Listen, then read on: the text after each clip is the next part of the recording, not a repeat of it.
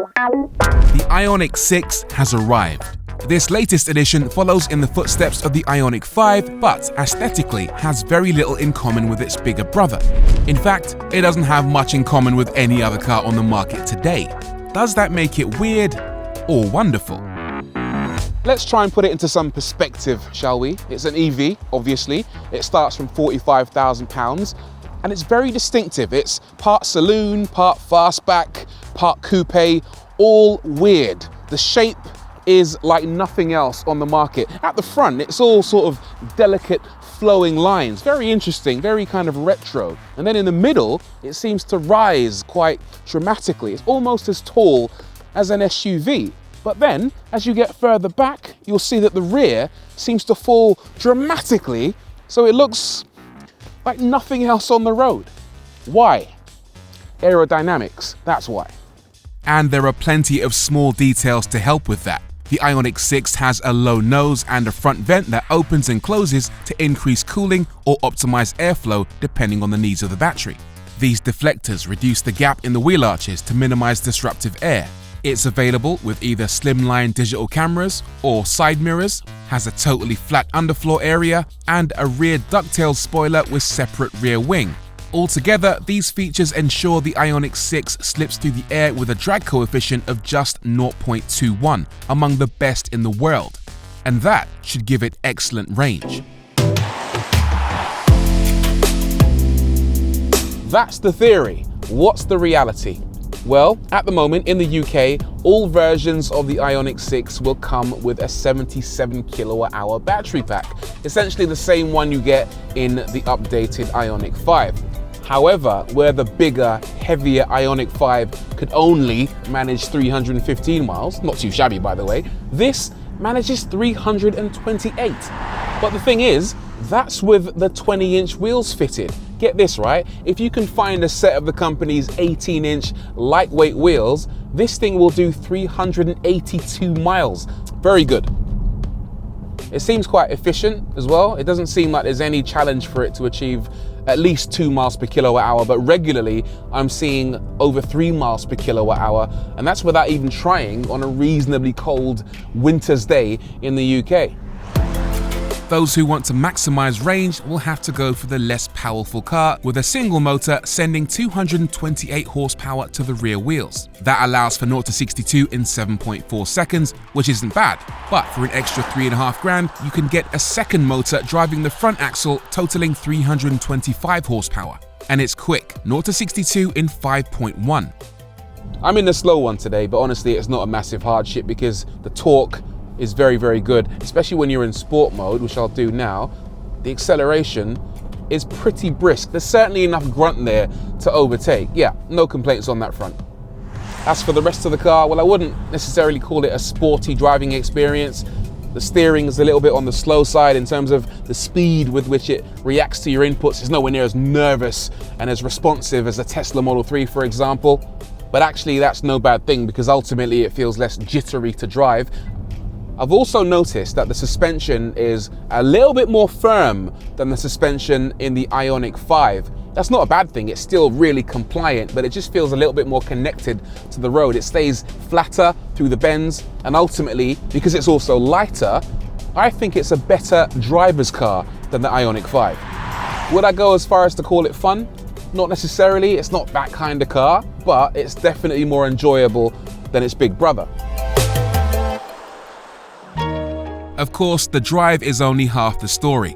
Anyone who buys an Ioniq 6 is more likely to be interested in what it's like as a family car. And the good news is that it's quite excellent. It has a small 14.5-litre front trunk, large enough to accommodate a set of charging cables or a shopping bag, and at the rear, a 401-litre boot. The opening is on the small side compared to an SUV, but space is pretty ample and the seats fold flat if you need to load long, awkward items.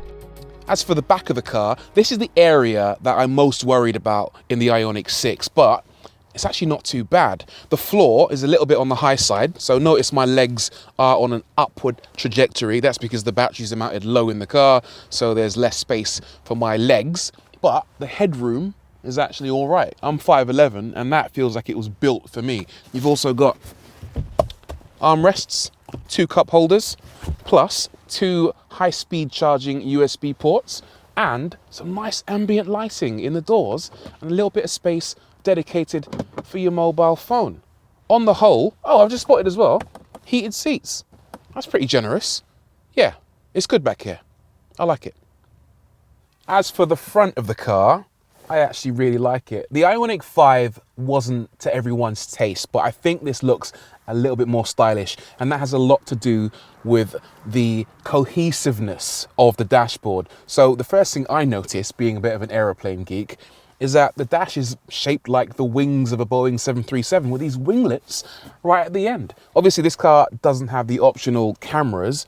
If you did have that system, you'd have screens mounted on either side, but even without it, it looks really cool, doesn't it? You've also got these 2 12-inch digital screens, one in the center for your infotainment and one on the driver's side for all your driving information. And these look a bit more stylish than in the Ioniq 5 because they've got these black bezels, which just makes it look a bit more contemporary, shall we say. And speaking of contemporary, the ambient lights in this car are really nice as well. You've got this lovely glow at the bottom of the dashboard. You've got the upper and lower portion of the doors glowing, and the lights can actually change depending on how you drive the car. Very, very cool touch. As for usability, that's nice as well. You've got dedicated buttons for your climate control. Most of these aren't physical, some are, some aren't, but the fact that you've got instant access to your climate control down here where you want it without it being buried in various menus just makes the car a lot more user-friendly. If you do want to delve into the menu system, then that's absolutely fine as well because it's really user-friendly. It presents the data in a nice, clear, no-nonsense way. For example, if I go into my warmer and ventilation menu, you got instant access to all of your systems. 3 levels for your heated seats. You can turn on your heated steering wheel, no bother whatsoever. And this is a really nice touch. If I indicate while I'm driving, I get my blind spot shown right there on the screen for the left and right hand side. That's such a nice touch. Let's talk about practicality really quickly. You've got very good space in the center console, plus 2 additional USB Type-C ports. And if you haven't got a phone that takes Type-C, you've also got Type-A up here next to a wireless charging mat for your mobile phone. And speaking of phone, again, you've got space in the door to keep your phone. There's just so much room in this car. And even down here, you can put a little bag right in the center console. It's really good. One thing I'm not so keen on is that all the controls for the doors are mounted in the center console, and that takes some getting used to. So if I want to wind down my windows, I press the middle of the car instead of any buttons on the door itself. A little bit strange, but quirky in a good way. Love or hate the design, the manufacturers have clearly given it plenty of thought, especially with the design language relying heavily on dots. There are 4 dots on the steering wheel instead of an H, perhaps because that's H in Morse code. There are more dots at the front, dots in the headlights, dots in the flush door handles, dots on the rear wing and on the rear lights. They're absolutely everywhere. Let's have a word actually. I just want to have a little chat about something. You might have noticed that at no point in this video have I mentioned the name of the company that make this car. But I'm going to break that rule now and tell you why I haven't said the name. It's because for the last 40 odd years of my life, the company that make it have been pronounced Hyundai in the UK. That's how they say it in their adverts until recently, because they put out a TV and radio campaign instructing Britons to say Hyundai. Change the pronunciation. Why? In America, they still say Hyundai, like Sunday, apparently, but yet in the UK, we got to say Hyundai, because that's the proper way to say it. Well, I'll tell you what, no, it's not, right? Because if there's still a British way of saying it and an American way of saying it, what's the point in making a change at all? None. So guess what? I'm going to keep saying Hyundai, all right? That's how you said it in the beginning, and that's how I'm going to say it still from this day forward.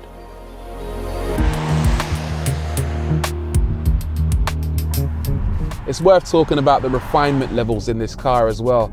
It's a really comfortable car to drive. It's nice and quiet. There isn't much wind noise, even though this one has proper mirrors instead of the cameras. The seats are nice and comfortable.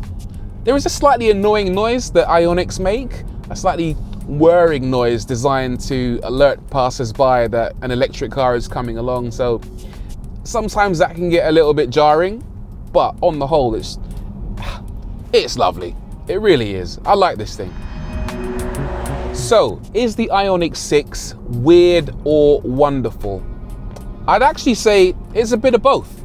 It's weird, certainly, to look at. Whenever you look at this car, you can't work out whether it was designed in this century or 5 centuries ago. It has this kind of timeless look about it, which some people are gonna hate, but I hope a lot of people might actually love it. And I say that because there's so many people, especially in the comments of the YouTube channel, that always moan about SUVs being the dominant vehicle type all over the world. Now's your chance to buy a car, a good car, that isn't styled like an SUV. The Ioniq 6 breaks the mold. And not only that, it's also a brilliant car to drive. It's lovely to just hop in and cruise. It does so much, so well. So yeah, it's not weird, and it's not just wonderful, it's a bit of both.